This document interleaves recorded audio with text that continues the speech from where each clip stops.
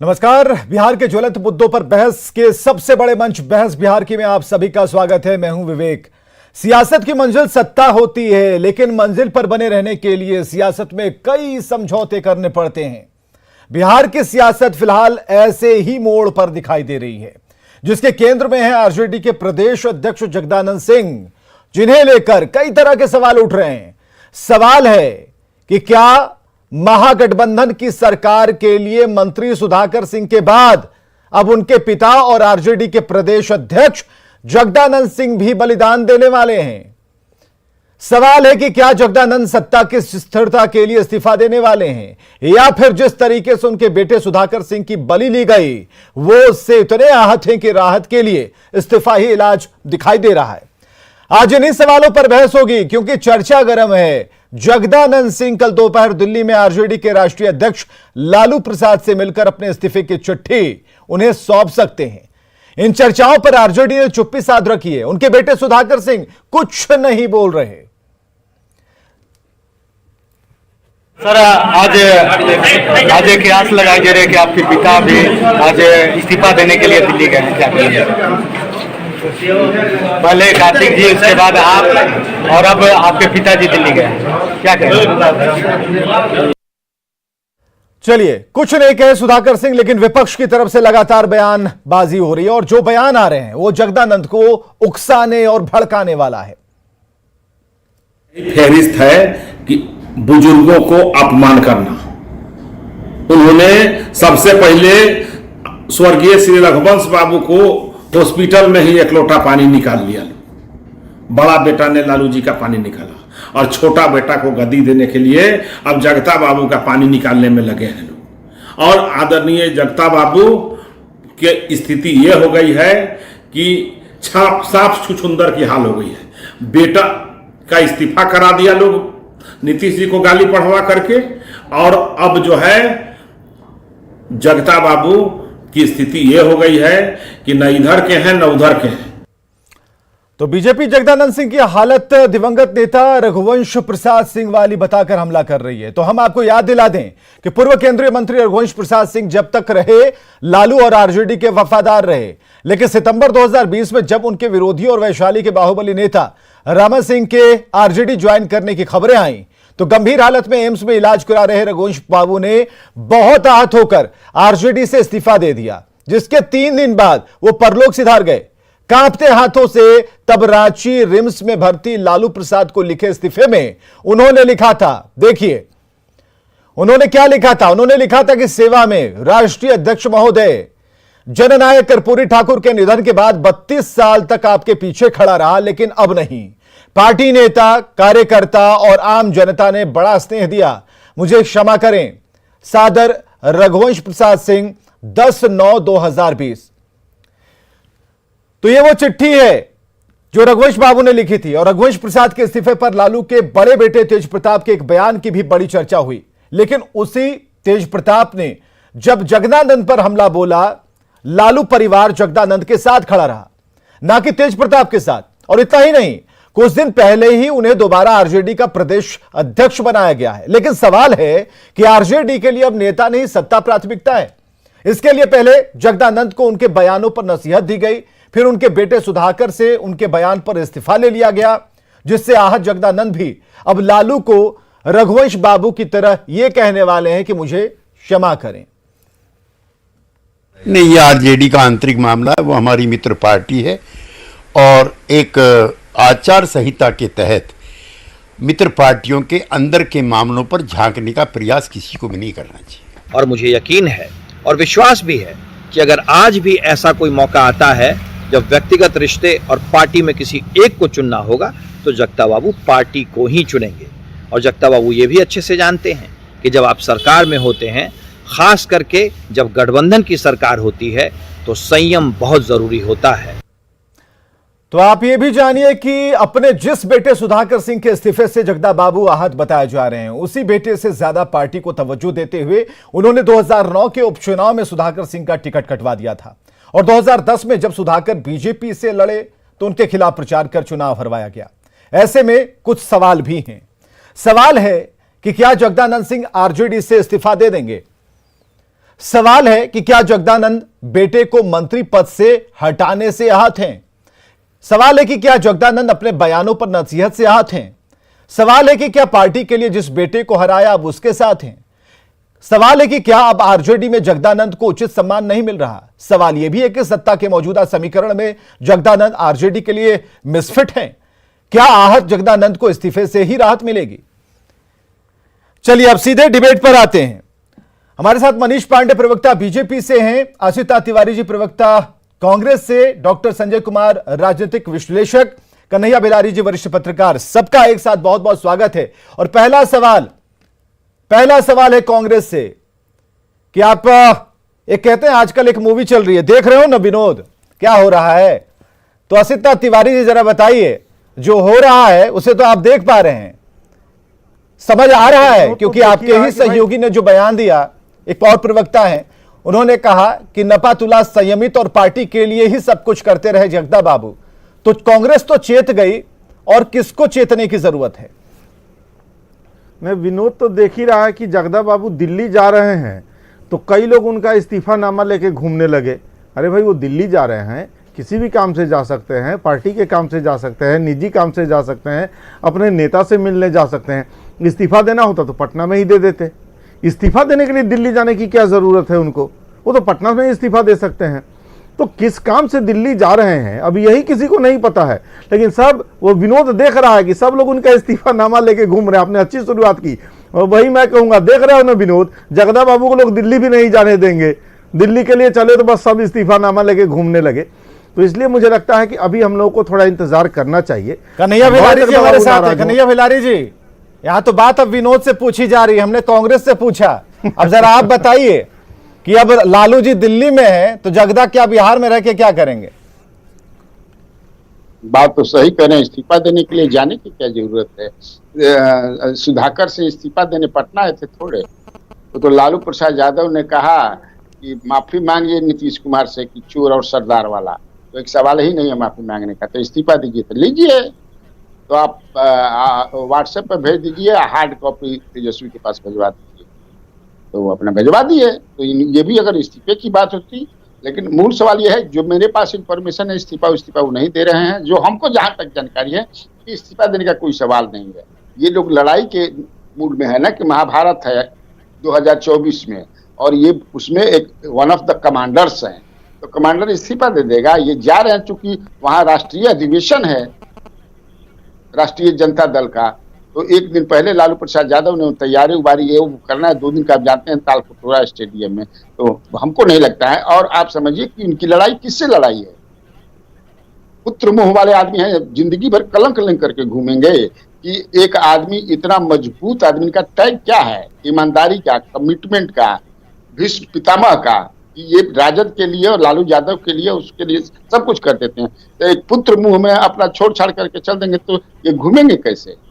यही इनकी मतलब वही जो चीज है जिस पर ये जिंदा है। तो मुझे नहीं लगता हमारे पास सवाल एक और है भिलारी जी, तो क्या अभी के राजनीतिक परिदृश्य में जगदा बाबू मिसफिट हो गए हैं? मुझे नहीं लगता है कि मिसफिट हो गए। ऐसे लोगों की किसी परिवार में, किसी घर में, किसी संगठन में बुजुर्ग कराना बड़ा जरूरी होता है। मिसफिट कैसे हो जाएंगे?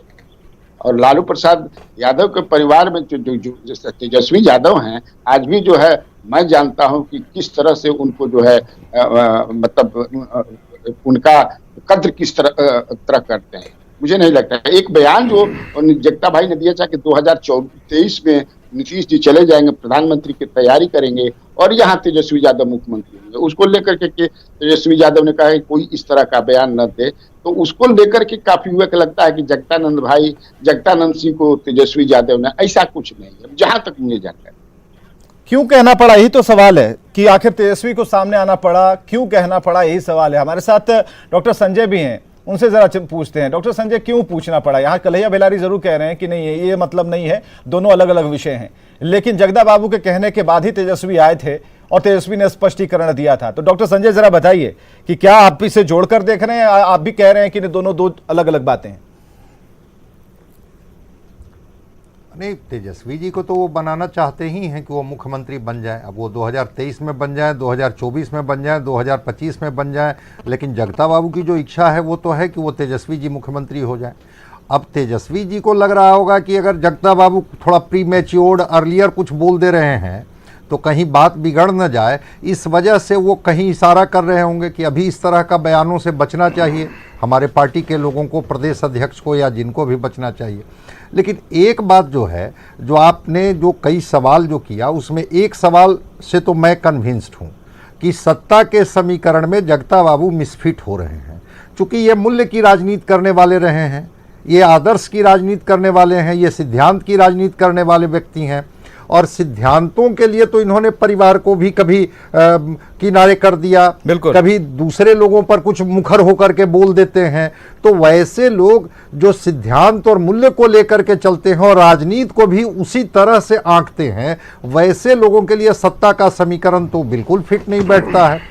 अब उनकी नाराजगी है नहीं है, वो इस्तीफा देंगे नहीं इस्तीफा देंगे, ये तो बात की चीज़ है। लेकिन वो आकर के जिस तरह से उन्होंने पब्लिक डोमेन में कहा कि आज शहादत का दिन है, आज त्याग का दिन है, त्याग तो करना पड़ा, गांधी को त्याग करना पड़ा, शास्त्री को त्याग करना पड़ा, सुधाकर सिंह को भी त्याग करना पड़ा। आखिर वो त्याग और बलिदान की बात वो क्यों कर रहे थे? एक दबाव बना माफी मामनामा के लिए या जिसके लिए भी, फिर ये त्याग और बलिदान की जो बात वो कर रहे थे और जिस लहजे में कर रहे थे, उसमें तो उनकी पीड़ा, उनका दर्द झलक रहा था। जरा पीड़ा दर्द को लेकर चलते हैं। मनीष पांडे जी, आपके ही पार्टी के प्रवक्ता अरविंद सिंह, उन्होंने तो रघुवंश बाबू से तुलना कर दी। नहीं, देखिए, ये तो बहुत स्पष्ट है। आजकल महाभारत के बैनर की बड़ी चर्चा हो रही है, गर्मा गर्मी है बिहार में। और जब हम महाभारत के किरदार को देखते हैं तो सारे आदर्श और मानदंड जो है वो भीष्म पितामह के लिए ही क्यों, कर्ण के लिए ही क्यों, दुर्योधन के लिए क्यों नहीं? और अरविंद सिंह जी ने कहा तो क्या गलत कहा? हम लोगों ने रघुवंश बाबू को देखा है उस दौर में जब वह मरणासन स्थिति में फंसे हुए थे। जो लोग A to Z की बात करते हैं, अगर उस दौर को आप देखें तो उस दौर में उनको कितना बेइज्जत करने का काम किया गया था, यही तेजस्वी यादव के साथ सभी लोग जानते हैं। और कौन थे रघुवंश बाबू? कौन थे रघुवंश बाबू? हम लोगों ने उनकी निष्ठा देखी है, उन्होंने भी लिखा कर्पूरी ठाकुर के बाद। और जगदा बाबू की जहां तक बात आ रही है तो हम लोग को याद है जब बीजेपी ने उनके सुधाकर सिंह को टिकट दिया था और कैसे घूम घूम कर हराने का काम जो है वो अपनी प्रतिष्ठा पर ले लिए थे। और जगदा बाबू ने अपने बेटे के खिलाफ जो है वह प्रचार किया था। और आज स्थिति क्या है आप जरा उठाकर देखिए। अगर मूल्य की बात होती है, मूल्य के राजनीति की बात होती है, तो वो सिर्फ भीष्म पितामह के लिए और कर्ण के लिए, दुर्योधन के लिए क्यों नहीं, मैं यह पूछना चाहता हूं। और आज जो स्थिति है, आप और कौन है आप उठाकर देख लीजिए ना। जो सत्ता चाहता है, जिसको सत्ता की लालसा है वह दुर्योधन है, जिसको सत्ता की लालसा है वह दुर्योधन है। कांग्रेस की भूमिका क्या है? नहीं, देखिए, कांग्रेस की भूमिका तो एक सीट अभी बचा हुआ है। जिस दिन विस्तार होगा तो वायदे के हिसाब से उनको एक सीट और मिलना है, तो वो तो इंतजार कर रहे हैं कि जल्दी से कुछ और लोग इस्तीफा दें तो मंत्रिमंडल विस्तार हो। तो क्या इस संयम का मतलब यही है? कांग्रेस के ये जो कांग्रेस का संयम है, क्या उस सीट को लेकर है? अब इस परिस्थिति में जहां पर कि सिर्फ सत्ता के लिए गठबंधन हुआ है, कुछ लोगों को मंत्री बना देना है, इसके लिए गठबंधन हुआ है, मुख्यमंत्री बनने के लिए जहां गठबंधन हुआ है, वहां पर ध्येय दूसरा क्या हो सकता है? और ऐसी परिस्थिति में ऐसे बुजुर्ग जिन्होंने अपना पूरा जीवन इस लालसा में नहीं, सिर्फ लालू जी के समर्थन में और लालू जी के प्रति विश्वास में अपना पूरा जीवन जगदा बाबू और रघुवंश बाबू जैसे लोगों ने लगा दिया। अगर राजनीति के अंतिम समय में जिसको कि अनफिट कहा जा रहा है, अगर इस प्रकार से बेइज्जत किया जाएगा, अगर कोई मामला नहीं है तो आज राजद के प्रवक्ता क्यों नहीं सामने आते हैं? आज राजद के नेता फ्रंट पे क्यों नहीं आ रहे हैं? क्यों वो बैकफुट पे जा रहे हैं? डिबेट में क्यों नहीं भाग ले रहे हैं? कहीं ना कहीं कुछ ना कुछ खिचड़ी तो पक रही है, इससे इनकार किया जा सकता है क्या? तो ऐसे मूल्यों की राजनीति के शिकार और बलि बेदी पर A to Z में सिर्फ जगदा बाबू होंगे, सिर्फ रघुवंश बाबू जैसे लोग होंगे, तेजस्वी यादव और तेज प्रताप जैसे लोग क्यों नहीं होंगे, नीतीश कुमार जी जैसे लोग क्यों नहीं होंगे? ये एक बहुत बड़ा सवाल है, इस पर विचार करना पड़ेगा। लेकिन इसमें सवाल तो है ना असिता तिवारी जी, जरा इसे कि आपके संयम पर भी सवाल खड़े हो रहे हैं और रघुवंश बाबू, दोनों ही प्रश्न के उत्तर जो है यथावत पड़े हुए हैं। हम कन्हैया बेलारी जी के पास जाएं उससे पहले हमने सोचा कि आपसे बात कर लेते हैं। रघुवंश बाबू से तुलना हो रही है कि रघुवंश बाबू ने कांपते हाथों से चिट्ठी लिखी थी और उन्होंने क्षमा मांग लिया था कि हमको माफ कीजिए भाई, और आज स्थिति कुछ वैसी ही लग रही है जगदा बाबू की। ठीक है, कन्हैया बेलारी जी जरूर कह रहे हैं कि नहीं, इस्तीफा वाली कोई बात नहीं है, अभी इसकी कोई भविष्यवाणी नहीं करेंगे, लेकिन जो चर्चा है चर्चा पर ही बहस हो रही है। देखिए विवेक जी, आप सबने एक बात कही कि भाई इन्होंने अपने ही बेटे को हराने के लिए चुनाव प्रचार किया। उस समय भी मीडिया में चर्चा थी कि क्या जगदा बाबू अपने बेटे के खिलाफ प्रचार करेंगे, उन्होंने किया। ये उनका नैतिक बल है, ये उनका नैतिक बल है। हम एक ऐसे राजनेता की चर्चा कर रहे हैं जिसने अपना नैतिक बल राजनीति में साबित किया है, प्रचार माध्यमों से नहीं, अपने कर्तव्यों से साबित किया है अपना नैतिक बल। और उस इस तरह के नैतिक बल के नेता पर अभी हम सवाल खड़े कर रहे हैं। कौन लोग खड़े कर रहे हैं भाई? जो लोग खड़े कर रहे हैं वो एक ऐसा उदाहरण अपनी पार्टी में दिखा दे, उनके यहाँ एक ऐसा उदाहरण हो, इस तरह के नैतिक बल वाला कोई नेता उनके यहाँ एक भी हो। वो एक मिनट, जो आवाज उठाएगा जिसके अंदर नैतिक बल होगा, क्या वो सफाई की तरफ बढ़ जाएगा? आपने उतना आरोप लगाया मेरी पार्टी पर, मैं चुपचाप सुन रहा था ना, क्योंकि मैं नहीं चाहता हूं बीच में। नहीं तो नैतिक बल वाले क्या धकेल दिए जाएंगे? क्या इनकी पार्टी में एक ऐसा नेता इस असिता तिवारी जी, नैतिक बल अगर सुधाकर सिंह में है, नैतिक बल अगर जो पार्टी में जिनके अंदर थोड़ी भी ऐसी गट्स है, तो क्या वो सब धकिया दिए जाएंगे, धकेल दिए जाएंगे? किसने धकेला है जगदा बाबू? नहीं तो नहीं, हम तो सुधाकर सिंह की भी बात कर रहे हैं ना। सुधाकर सिंह ने तो दिखाया ना। सुधाकर सिंह, सुनिए, सुधाकर सिंह जी ने कुछ मुद्दे उठाए वाजिब, लेकिन सुधाकर सिंह जी का तरीका खराब था। आप बताइए, वो कह रहे थे 50 जूते मारिए, ये एक मंत्री की भाषा होगी। कानून क्या करेगा फिर जब तो ये कौन सा बल है भाई? मारने लगे तो नहीं, आप बताइए कानून की क्या जरूरत है? एक मंत्री कौन सा बल है जो राज्य में बल पर अराजकता फैलाए? मैं उनके नैतिक अराजकता फैल रही थी, मैं जगदा बाबू के डगमगाने का डर कर रहा था। नहीं, मैं जगदा बाबू के नैतिक बल की बात कर रहा था। एक नहीं, मैं तो सुधाकर सिंह की बात कि हमारे विभाग में सब चोर हैं, पकड़ा कितने चोरों को? तो देखिए, ये जो सस्ती लोकप्रियता हासिल करने का तरीका है ना, एक कम से कम एक मंत्री में नहीं होना चाहिए। आपने क्यों नहीं पकड़ा? निगरानी विभाग था ना, पकड़ते आप 10 अधिकारियों को। तो पिता पुत्र तो दोनों ही नैतिक बल दिखा रहे थे। सुधाकर सिंह के इस्तीफे के बाद त्याग वाली बात तो की थी ना जगदानंद सिंह। किसने? कहां जगदा बाबू कुछ कह रहे हैं भाई? जगदा बाबू ने किसी से शिकायत करने नहीं, जगदानंद सिंह ने कहा ना कि तो त्याग देना अगर पड़े तो दिया जाएगा। हाँ तो दिया उन्होंने भाई, उनके बेटे ने इस्तीफा नैतिक बल था ना भाई, उन्हें लगा कि इनको अब इस्तीफा, ये नैतिक बल था।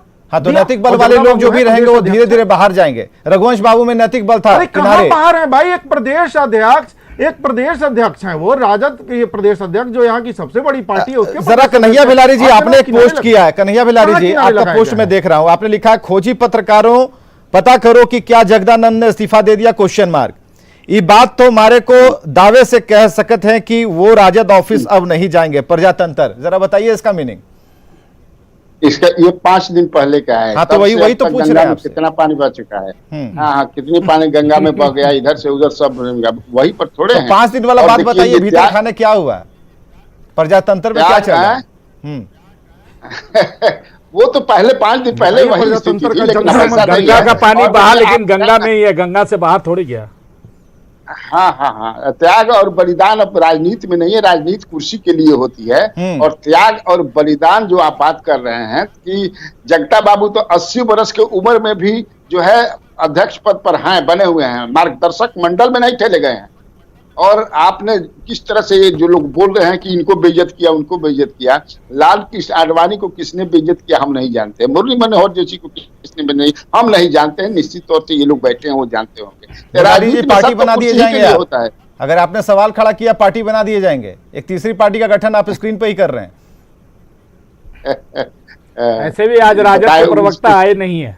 नहीं, ऐसा थोड़ी है कि कन्हैया बेलारी जी ने मना कर दिया फोन करके कि आज हम ही संभाल लेंगे, ऐसा नहीं है। आरजेडी के प्रवक्ताओं से हमने राजद के प्रवक्ता आए बुलाया था, कमी तो पूरी होनी चाहिए। आज आए ही नहीं, यही तो सवाल है। आपने ठीक ये सवाल उठा दिया। डॉक्टर संजय कुमार हमारे साथ बैठे हुए हैं। डॉक्टर संजय कुमार, जरा इसे क्लियर कीजिए और भी कि आखिर ये आत्मबल वाली जो बात है, जिसमें होगा क्या वो बाहर निकाल दिया जाएगा, हाशिए पर होगा, और आरजेडी में क्या नेता नहीं बेटा चाहिए? नहीं, देखिए, कहीं ना कहीं से परिवार तो, और जब सत्ता का जो लोभ जब हावी होता है तो चीज़ें तो बहुत किनारे लगा दी जाती है। और कन्हैया भेलारी जी जिस तरह की समझ रखते हैं, क्या उनको, वो तो बड़ी बेबाकी से चीज़ों को बोलते रहते हैं कि जब सत्ता और सत्ता की कुर्सी जब टकराती है नैतिकता से, आदर्श से, मूल्य से, तो कैसे लोगों को किनारे लगा दिया जाता है कि भाई आप आदर्श और सिद्धांत की बात बाद में कीजिएगा, पहले सत्ता जरूरी है। अभी भी स्थितियां वही है कि कहीं ना कहीं से जगता बाबू जैसे लोग, उनके दुखी होने के कई कारण हैं। क्या पूछा गया था क्या? जिस तरह से एक दबाव बनाया जा रहा था, ठीक है सुधाकर सिंह ने जिस तरह की भी भाषा का इस्तेमाल किया हो, लेकिन जिस तरह से दबाव बनाया जा रहा था, क्या मैनिफेस्टो दोनों का एक था क्या?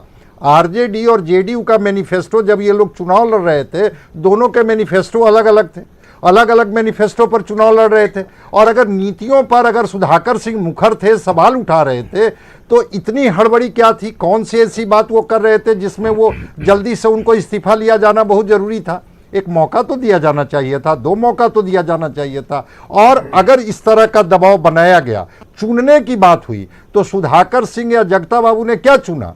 चुनने की बात हुई तो चुना कि हम त्याग पत्र दे देंगे लेकिन हम माफी नहीं मांगेंगे। तो अगर इस तरह के मूल्य आदर्श वाला व्यक्ति राजनीति में अभी बचा हुआ है, मैं मानता हूं कि उनका सम्मान होना चाहिए। कुर्सी तो आते जाते रहेगी, ठीक है, इस डिबेट को यहीं पर खत्म करेंगे, लेकिन भेलारी जी की भविष्यवाणी के साथ, भेलारी जी कल इस्तीफा होना है नहीं होना है? मुझे नहीं लगता कि इस्तीफा। चलिए, कल इस्तीफा नहीं होने वाला है। हालांकि खोजी पत्रकारों को कहा था, एक बार जरूर चैलेंज किया था कि निकलिए भाई पता कीजिए, लेकिन कन्हैया भेलारी ने कहा कि 5 दिन पहले की पोस्ट थी। नई बात यही है कि नहीं देने वाले हैं। बहुत बहुत शुक्रिया आप सभी का आने के लिए, इस डिबेट का हिस्सा बनने के लिए। खबरें लगातार जारी हैं।